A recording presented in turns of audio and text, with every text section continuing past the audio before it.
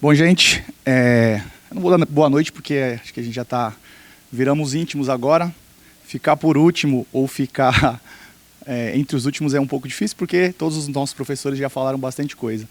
Mas eu não aguento mais falar de IA. Mas infelizmente a gente precisa falar sobre IA porque ela está aí, inevitável. E eu peço que vocês imaginem, por exemplo, acordo de manhã, chego na minha mesa de café, existe um clone meu que faz tudo melhor que eu, que faz tudo mais rápido que eu e não reclama de nada, tá? Pensando em inteligência artificial nos dias de hoje, a gente já vê que isso é muito próximo do possível. Mas aí que vem a pergunta, o que sobraria de mim, o que sobraria de vocês e o que faria falta no mundo realmente se isso acontecesse? O que existe em você que nenhuma máquina ela pode substituir, pode copiar? Hoje em dia, todos nós temos acesso a praticamente tudo. Então, todos os acessos, todo mundo tem o mesmo acesso à inteligência artificial. Toda vez que sai uma inteligência artificial nova, a gente sempre é bombardeado ou por algoritmo, ou por interesse, ou por qualquer informação que seja, e todos nós, por curiosidade, né, a gente gosta muito de saber o que é. Então, ChatGPT, DeepSeek, Deep Web, enfim, inúmeras coisas que faz com que a gente tenha curiosidade de procurar algumas coisas. Então, não vou ficar falando sobre IA, não vou ficar falando sobre nada motivacional, eu só vou falar sobre o que eu vejo da IA e o que eu gosto de entender sobre a IA, o que eu gosto de pesquisar sobre a IA, e não simplesmente entrar num chat GPT da vida ou em qualquer outra inteligência artificial e procurar. Então, Gemini, por exemplo, e aí a gente vê e se depara com um sistema dentro de uma inteligência artificial que chama NanoBanana, por exemplo. Isso, para mim, assim, eu fiquei fascinado. Pô, por que NanoBanana? Alguém já teve a curiosidade de saber porque dentro de uma inteligência artificial existe uma ferramenta, uma função que chama NanoBanana? Ninguém teve essa curiosidade, eu tive. Pode ser maluco, mas eu tive. E aí eu fui pesquisar por que colocaram esse nome, e aí eu entendi que foi uma funcionária chamada Nina, não tem nada a ver com nano, é porque o NanoBanana é algo pequeno e banana é uma fruta que é muito popular. E aí essa funcionária, sei lá, na madrugada, dentro do Google ali, fazendo o seu protótipo, e para fazer um protótipo dentro do Google, você tem que subir ele dentro da plataforma com algum nome. E ela simplesmente colocou NanoBanana. E ficou por isso mesmo. E aí todos os executivos do Google, os gerentes de projeto, entraram ali e falaram, tá, beleza, isso é um nome provisório. Não foi uma jogada de marketing, não foi uma estratégia, mas esse nome viralizou e ele manteve dentro do Google. Todo mundo olhou para a genialidade daquela funcionária, que estava subindo apenas um protótipo, e falou, bom, vamos deixar o NanoBanana. O nome dele é Flash 2.5, é um nome tradicional para quem trabalha com tecnologia, etc., mas por que não NanoBanana? Inclusive, eles colocaram até o iconezinho ali no Gemini, se vocês entrarem, vai estar lá uma bananinha. Eu achei isso fantástico, e banana é uma fruta, assim, é banana em qualquer lugar do mundo, e ele viralizou, e o Google decidiu deixar esse nome carinhoso. Então, essa é uma curiosidade fantástica, que eu vejo que dentro de uma inteligência artificial, tudo que a gente tem de automação, tudo que a gente tem de coisas fantásticas que a inteligência artificial faz hoje, inclusive substituir humanos, substituir tarefas manuais, existe ainda a genialidade de um humano colocando coisas interessantes dentro de uma inteligência artificial. Tá? Então, assim, por mais que a gente fale de IA, por mais que a gente fale de tudo que a IA nos proporciona e facilita muito bem a nossa vida, e eu uso IA bastante, acredito que todos vocês também, porque IA facilita demais a nossa vida, uma genialidade de uma funcionária do Google, às 2h50 da manhã, 2 e pouco da manhã, tem o podcast do pessoal do Google falando, ela foi lá e colocou NanoBanana, e NanoBanana viralizou e ficou essa maravilha que para mim é fantástico.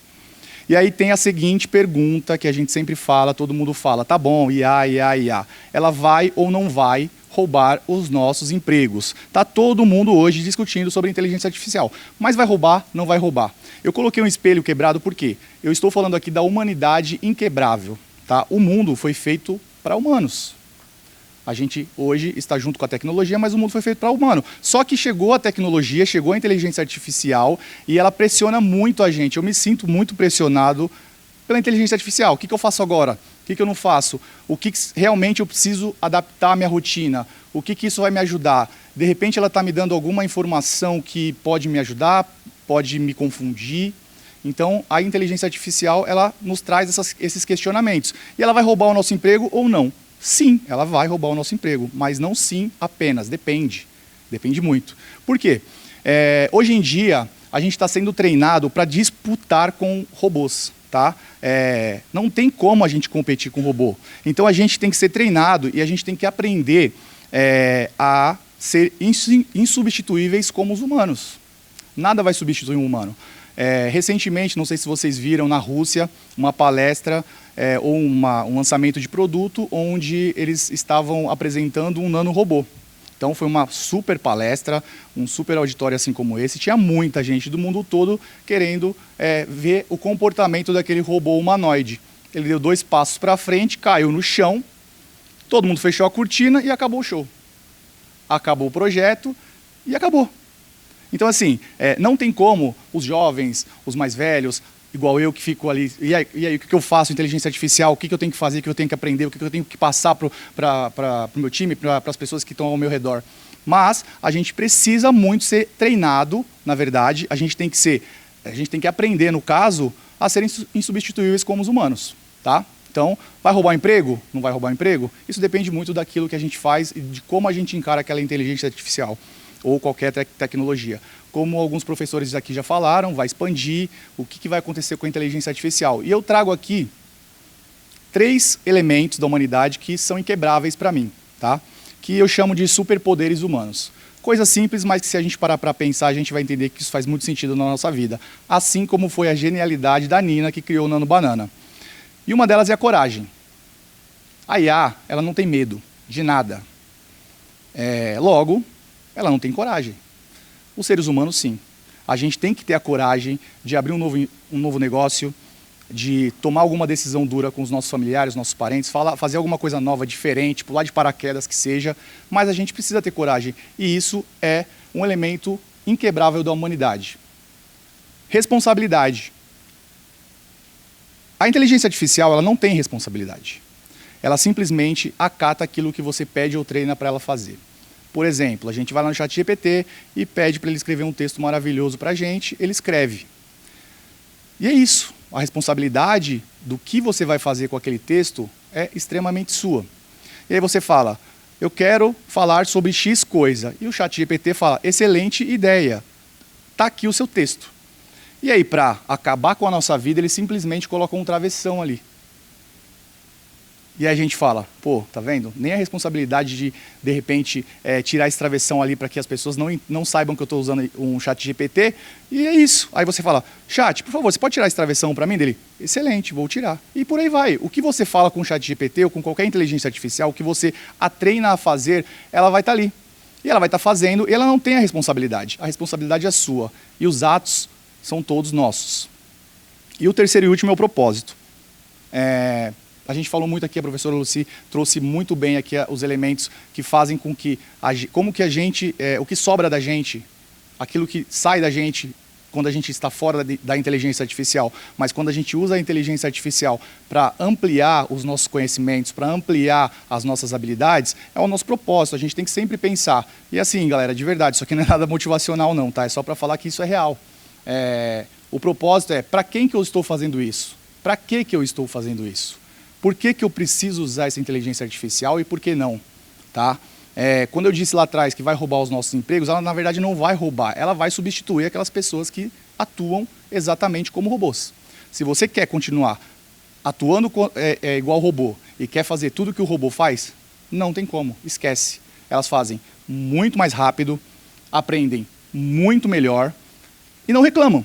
Então, isso é muito importante que a gente saiba que o propósito tem que estar à frente de tudo. Claro, todo mundo vai usar a inteligência artificial, eu uso demais, só que o propósito a gente tem que colocar em primeiro plano. Para quem que eu estou fazendo isso e por quê? E aí eu deixo aqui um aprendizado que é inquebrável para mim, e eu quero que vocês reflitam o que seria algo inquebrável para vocês, aquilo que seria inegociável. Então eu coloquei aqui uma xícara de café porque eu gosto muito de tomar café. E na pandemia, a minha mãe, ela fazia café, eu morava com a minha mãe na época, ela fazia café e me chamava para tomar café com ela, na mesma casa, a gente morava na mesma casa, e eu ali trabalhando, fazendo várias atividades, inclusive foi na época de Covid, a gente tinha muita demanda, também estávamos pressionados por questões de tarefas e também não sabíamos o que ia acontecer. Ela me chamava para tomar café e eu simplesmente ficava ali trabalhando e do nada ela gritava: Rafael, de novo você deixou o café esfriar e não veio tomar um café comigo. Isso se repetiu por diversas vezes, por diversas vezes e por diversas vezes. Até que eu pensei, falei, pô, eu tô aqui trabalhando, tô fazendo um monte de tarefa e eu não consigo tomar um café com a minha mãe. Passou um tempo, mudei de casa, não moro mais com ela hoje, e aí eu lembrei da cena do café, que é o aprendizado que eu tive. Saí da minha casa e fui tomar um café com a minha mãe. Mas eu tinha um monte de tarefa, eu tinha muita coisa para entregar. E eu falei, não quero saber, hoje eu vou tomar um café com a minha mãe. Peguei o meu carro, fui até a casa da minha mãe, e eu falei, bom, o que eu vou fazer para que também eu não perca as minhas atividades e não deixe de entregar os meus projetos? Eu simplesmente coloquei numa inteligência artificial, ela fez tudo para mim. Tudo que eu precisava naquele momento. Todas as pesquisas, tudo que eu precisava formatar ali de relatórios, etc., aquela inteligência artificial fez para mim. E eu simplesmente fui tomar um café com a minha mãe. Então eu digo, que bom que a IA faz tudo. É muito bom que a IA faz tudo, porque agora você tem tempo de fazer aquilo que é importante para você. E no meu caso, foi tomar um simples café com a minha mãe e eu deixei ela trabalhando para mim. Ela não roubou meu emprego, ela simplesmente potencializou aquilo que eu precisava fazer. Então, assim, é muito importante que a gente viva, faça o que é importante e use realmente a inteligência artificial para fazer aquilo que nenhum ser humano consegue fazer, que é tomar um café, né? A IA nunca vai conseguir tomar um café para você. Ela pode, de repente, proporcionar diferentes tipos de aroma através de necessidades, ou de gostos, ou de culturas, tudo bem, mas tomar um café com a sua mãe, a IA não vai tomar. E se você não toma, pode ser que você não tome mais. Então, é nesse ponto que você tem que pensar. Que bom que a IA fez isso por mim, voltei, terminei meu café, voltei para minha casa, formatei os relatórios, revisei para ver se não tinha travessão e continuei minha vida, tá? E se você quer mesmo ser grande na vida, é exatamente isso. Você tem que entender e você tem que procurar aquilo que é o valor para você, é o propósito. É os 3 poderes, né, os 3 elementos dos superpoderes que a gente tem que tomar, as atitudes que a gente tem que fazer e aonde a gente tem que enfrentar. Eu disse que aqui não vai ser uma palestra motivacional, não vai ser mesmo. Foram alguns pontos que eu trouxe de genialidade dentro da inteligência artificial. E é muito curioso porque a gente começa a entender, começa a ver matéria, começa a ver um monte de coisa, às vezes a gente para e se pergunta, tá, o que realmente faz sentido para mim, o que realmente eu vou conseguir fazer com a inteligência artificial de verdade. E aí é o que eu digo sempre, se realmente você quer ser mesmo grande na vida, você tem que procurar aquilo que é inquebrável para você. Você tem que descobrir aquilo que nenhuma tecnologia vai substituir. E espero que vocês tomem muito cafés, cervejas e etc. Vivam muito, curtam muito, como um chocolate, como a professora disse aqui, e deixem a inteligência artificial trabalhar aquilo que realmente não tem como você fazer. Tá bom, gente? A minha palestra é muito curta, justamente por isso, porque eu gostaria que só fosse uma reflexão de verdade e alguns casos curiosos, como o do Nano Banana, que eu achei fantástico. E é isso, gente. Muito obrigado.